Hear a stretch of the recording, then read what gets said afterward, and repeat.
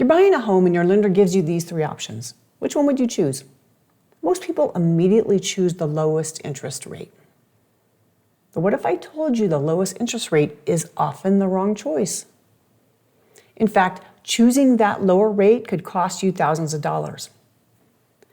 The best choice depends on two things: your cash available today, and one question that almost nobody asks: how long are you going to keep this mortgage?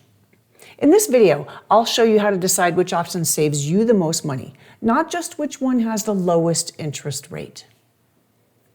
Welcome to Mortgage Clarity. I'm Susie-Hartness. After more than 30 years in the mortgage industry, my mission is protecting homebuyers from costly mortgage mistakes. Today I'm going to show you when paying points makes sense, when it doesn't, and how to avoid spending thousands of dollars unnecessarily. So these are all the exact same loan. It's the same borrower, it's the same property, it's the same day. The only thing that's changing is the interest rate and the cost associated with that rate. So mortgage pricing is usually a trade-off.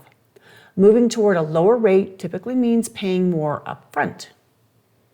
But moving toward a higher rate provides a lender credit that helps reduce your closing costs. So let's take the middle option here, B. It's closest to par, meaning it's closest to a zero cost for the rate. It has a small credit, $214, and we're going to compare it to the lowest rate option here of C. That cost is $4,864 more than option B, at that cost of $4,650 for that rate. But it lowers the payment by about $78 a month. The lower rate at 6.25 saves about $78 a month, but it costs $4,650 up front. It would take you 60 months at $78 a month to make up the $4,650 cost up front before you started actually saving the $78 a month. So to recover the extra cost, you need to keep this loan about 60 months. That's 5 years. That's your break-even point. Most discussions about mortgage points stop at the break-even calculation. But there's another important question. What is that $4,650 worth to you today? $4,650 today can be used immediately for furniture, repairs, just to have reserves, or other unexpected expenses that come up. The monthly savings arrive gradually over time. In the first year, you save $936 at $78 a month. It'll take you 5 full years to completely recover that $4,650 cost. That $4,650 has value today. The $78 savings arrive over time. For example, maybe you want a home entertainment system for your new home. That $4,650 could buy that entertainment system outright, as opposed to financing that purchase and you make higher monthly payments for years. Or perhaps you'd rather keep the money as a reserve fund. There are other expenses that may come with a new home. New window coverings, a lawnmower, maybe you need furniture. Maybe you're planning repairs or improvements. Every borrower values that cash differently. And there's one more factor many borrowers overlook.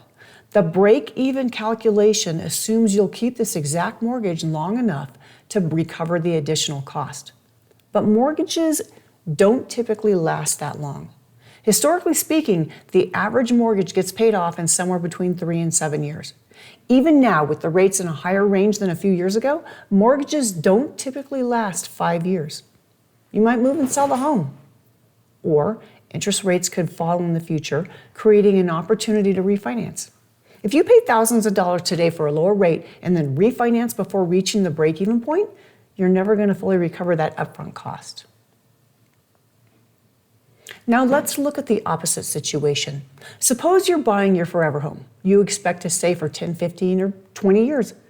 In that case, paying additional upfront costs for a lower interest rate may make a lot more sense. The longer you keep the mortgage, the more time you have to recover the upfront cost and benefit from the monthly savings. So remember, that break even we talked about earlier happens at year 5. So once you've recovered the initial cost at year 5, every month after that becomes additional savings. So there's no universal right answer. The best mortgage option depends on your plans, your finances, and how long you expect to keep the loan. So the lowest rate is not always best. You want to calculate your break-even point, consider how long you'll keep the loan, consider the value of cash today, and keep in mind, rate locks can change pricing. Pricing can change every day. And then choose the option that fits your goals. The best mortgage rate isn't necessarily the lowest rate. It's the rate that best fits your plans, your timeline, your financial goals. So before paying points to obtain a lower rate, make sure the savings justify the cost and consider what that money could do for you today. So today we focused on paying points to get a lower interest rate. But what if you wanted to do the exact opposite? You could accept a slightly higher rate and have the lender help you pay some of your closing costs. That's called a lender credit, and we'll cover exactly how that works in the next video. If this video helped you better understand mortgage pricing, please like and subscribe.